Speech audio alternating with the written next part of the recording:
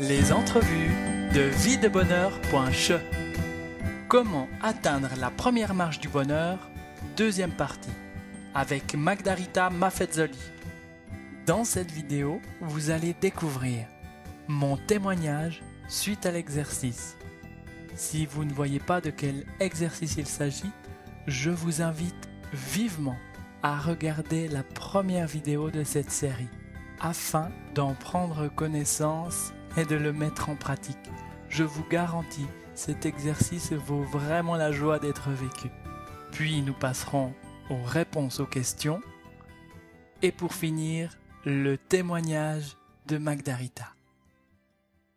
Sans plus attendre, voici le témoignage de Bastien. Si, il a fait son devoir, il a fait l'exercice. En fait, pour moi, comme ça s'est passé, donc je suis allé chercher à l'intérieur de moi toutes ces phrases qui m'ont causé en fait ces blessures étant enfant.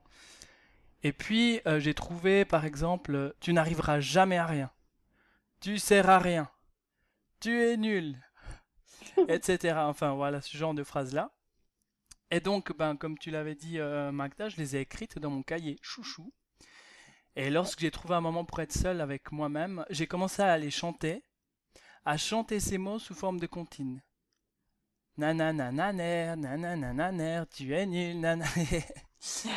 Et puis, c'était très fort et j'ai remarqué assez rapidement que des émotions remontaient. Mais qu'à un certain niveau, elles bloquaient. Et puis, en fait, à ce moment-là, j'avais l'impression que c'était ma position. Donc j'étais assis sur ma chaise, j'avais le dos presque droit. J'avais l'impression que cette position n'était pas adéquate pour vivre ça, pour faire ressortir ces émotions. Donc j'ai donc changé ma position et je me suis totalement recroquevillé sur ma chaise, les deux mains cachées sur mon visage, et à mesure que je chantais, les émotions remontaient. Puis j'ai commencé à pleurer, à trembler tout en continuant à chanter. C'était très fort. Alors trembler dans tous les sens, il y avait vraiment beaucoup de charges émotionnelles.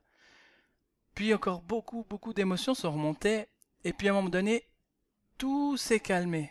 Et j'ai ressenti la paix, vraiment une paix intense s'installer en moi. J'avais l'impression que quelque chose était terminé, à quelque part. Hmm. Alors, est-ce que je peux donner quelques petits détails sur ce que tu viens de me raconter? Avec joie. Voilà.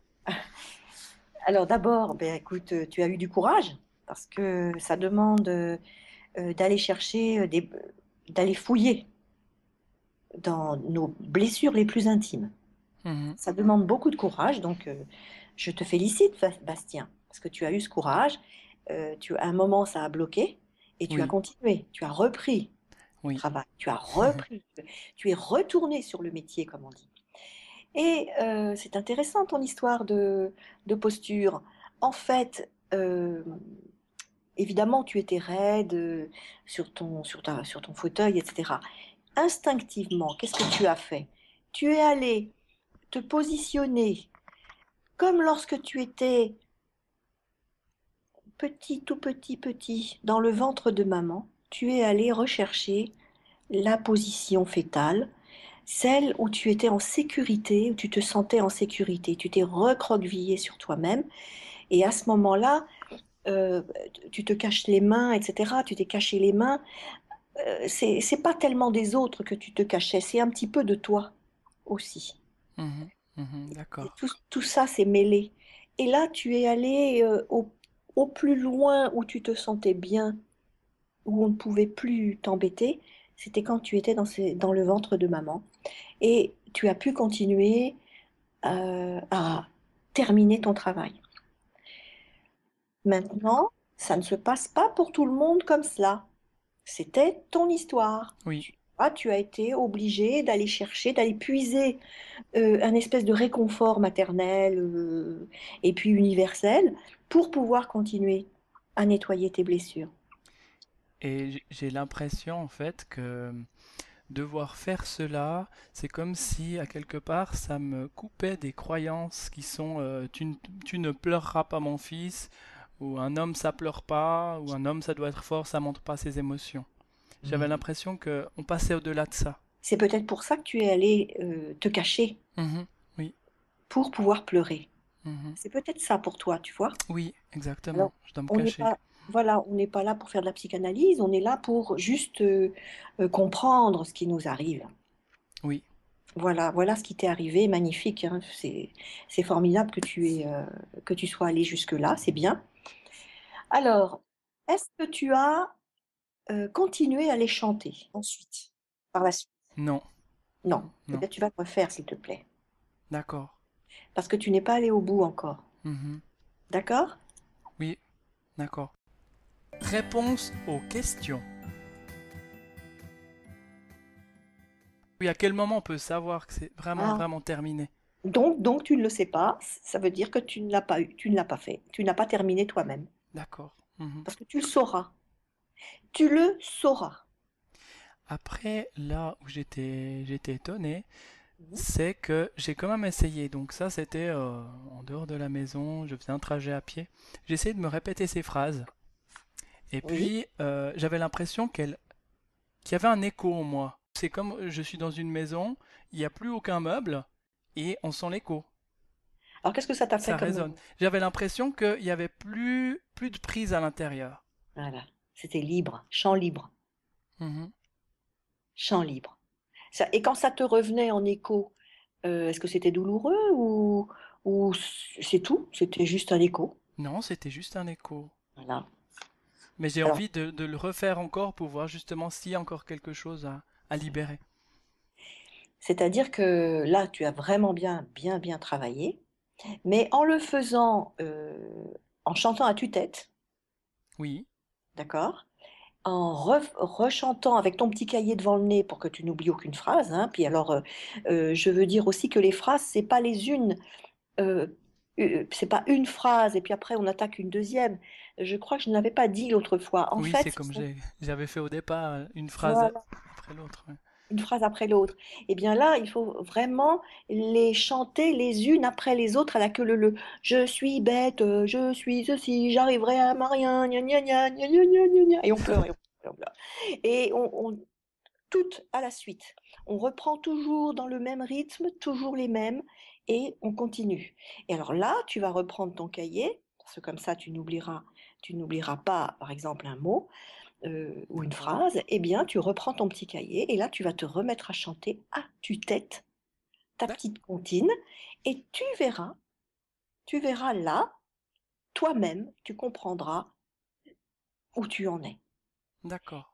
Et tu vas la chanter de cette façon jusqu'à ce qu'à un certain point, eh bien, tu saches que ça y est, c'est fini. T'es libre. T'es libre.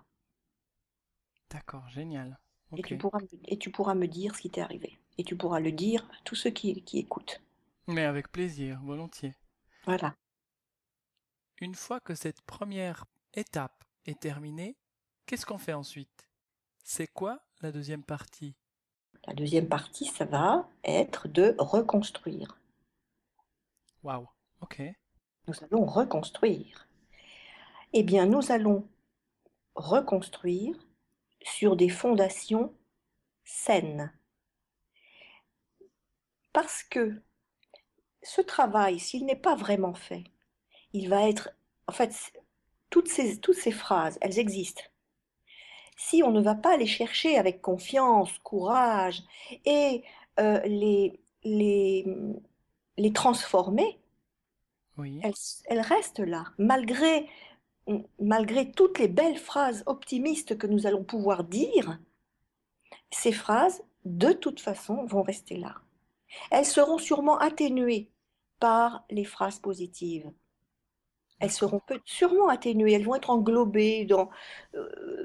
voilà, on peut se construire, bien sûr, en récitant tous les jours des mantras, des phrases positives. Je suis d'accord, mais les bases restent des bases pourries. Donc on construit sur des ruines. On construit sur des ruines. Oui. Là, tu vas construire sur des nouvelles fondations D'accord. qui vont prendre appui, ces fondations, sur le travail de réfection que tu as fait. Tu vois, on est des vrais maçons, des bâtisseurs de cathédrales. Eh oui. Et elles tiennent encore debout. Bien sûr, regarde la tour de Pise, elle tient debout. Et pourtant, tu vois?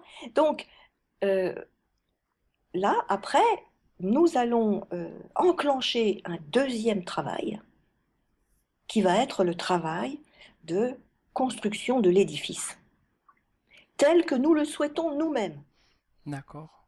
avec un processus de construction adapté à soi. Ok. Ok. Le témoignage de Magdarita. Je vous l'ai dit, j'avais acheté ce petit cahier. J'avais fait une première page, je l'avais nommé mon petit chouchou. J'avais fait une première page, j'avais bien dessiné, j'avais fait des petits papillons, des petites fleurs. J'étais redevenue une enfant et ça me plaisait beaucoup.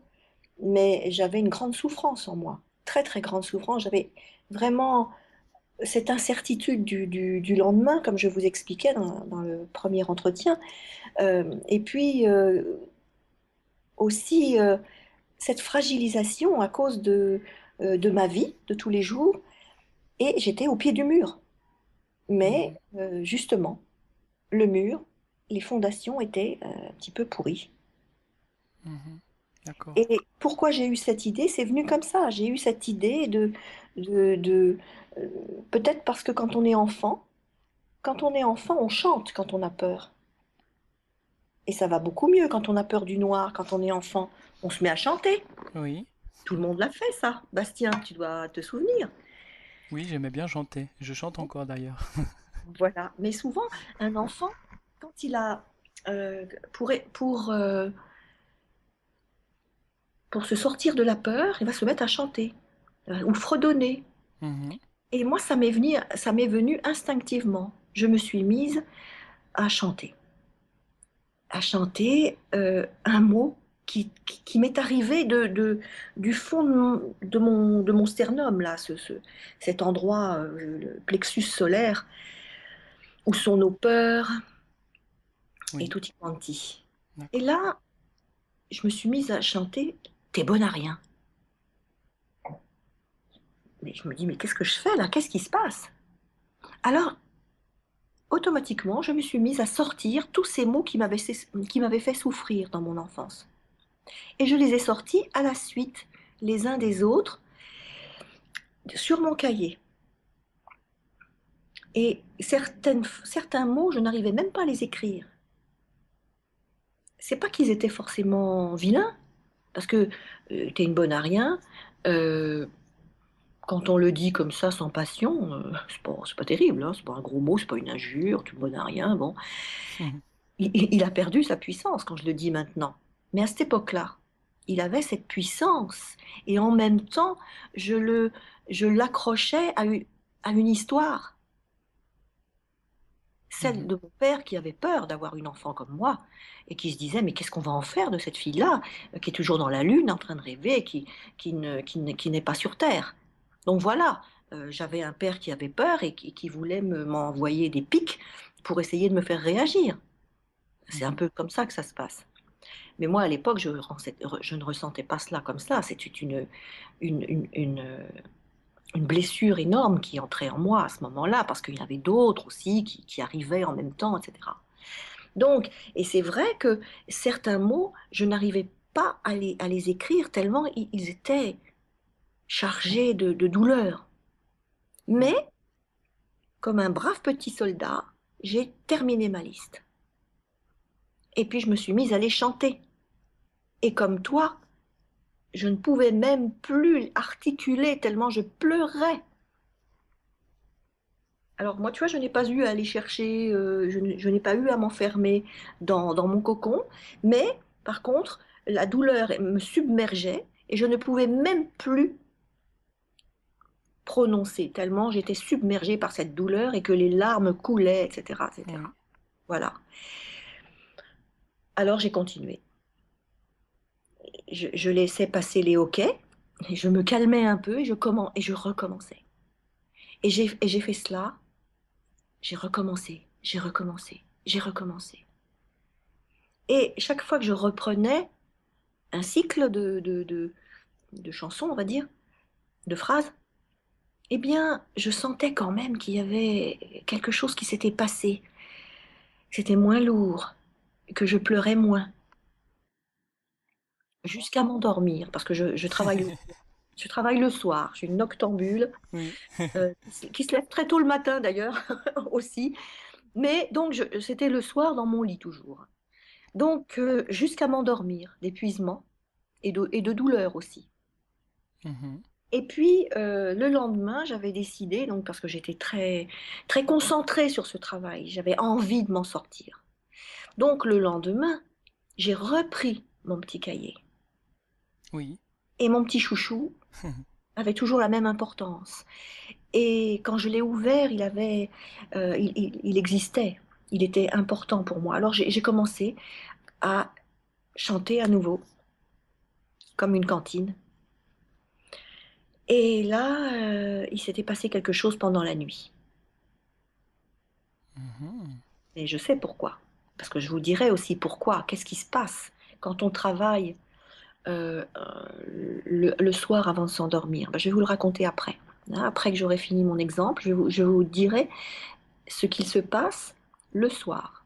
Et pourquoi c'est important de travailler sur soi le soir avant de s'endormir et de faire nos demandes avant de s'endormir. Et donc, Mhm. le lendemain matin, j'étais très étonnée parce que il y avait eu comme une réparation énorme qui s'était faite dans la nuit. Et je me suis remise à chanter. Et là, pas forcément des larmes, autre chose, comme une résonance dans ma poitrine, comme une libération. Voilà, c'était plutôt là, j'en étais à une libération. Alors j'ai commencé à chanter. Et j'ai chanté, et j'ai chanté, et je ne m'arrêtais plus, et plus. Et quand je recommençais les cycles de ces phrases, eh bien, chaque fois, quelque chose était à nouveau guéri. Ouais, super. Alors, j'ai laissé le petit chouchou, et puis j'ai dit, j'y retournerai ce soir. Et dans la journée, j'étais radieuse parce que je savais qu'il se passait quelque chose en moi. Alors, j'ai recommencé le soir, jusqu'à m'endormir. Et le lendemain matin, et alors là, je me souviens plus hein, si j'ai fait ça combien de jours, je me souviens plus. Mais je l'ai fait jusqu'à un moment, quand j'ai chanté, il s'est passé un truc incroyable. Mhm. Et là, j'ai dit, waouh, je suis guérie, ça ne m'appartient plus. Je ne suis pas, je ne suis pas ça, ni ça, ni ça, ni ça. Je suis moi. T'avais plus aucune résonance avec ça en fait. Rien, mais Donc alors, quelqu'un pouvait te dire ça, donc mais quelqu'un pourrait me le c'est dire, neutre. ça me ferait rire. Oui. Ah, mais ça me ferait rire aux Oui. éclats. Nous souhaitons qu'à travers ces vidéos, vous puissiez prendre connaissance de nouveaux outils pour vous aider à vivre plus heureux. Mais, comme a dit un sage un jour, ou peut-être une nuit, la connaissance et la pratique sont comme les deux ailes d'un oiseau. On ne peut pas voler l'une sans l'autre. Alors, nous vous encourageons vivement à prendre un temps pour mettre en pratique cet exercice. Puis, partagez à votre tour votre témoignage en écrivant dans les commentaires ci-dessous. Merci beaucoup. Honnêtement, ça me ferait rire. Oh, Dans la prochaine vidéo, Magdarita dévoilera les résistances naturelles à faire l'exercice, ce fameux exercice des comptines. Ensuite, elle parlera des magnifiques cadeaux que la vie nous réserve lorsque nous avons atteint cette première marche du bonheur. Enfin, elle nous livrera le secret pour exaucer tous nos vœux. Ce secret, vous l'avez probablement déjà vu dans un dessin animé de Walt Disney. Je ne vous en dis pas plus. Merci d'avoir pris le temps de regarder cette vidéo et merci pour tous les commentaires déjà reçus. C'est vraiment quelque chose de merveilleux. Merci. C'était les entrevues de vie-de-bonheur.che. Musique par Defective Contact. Confident Session.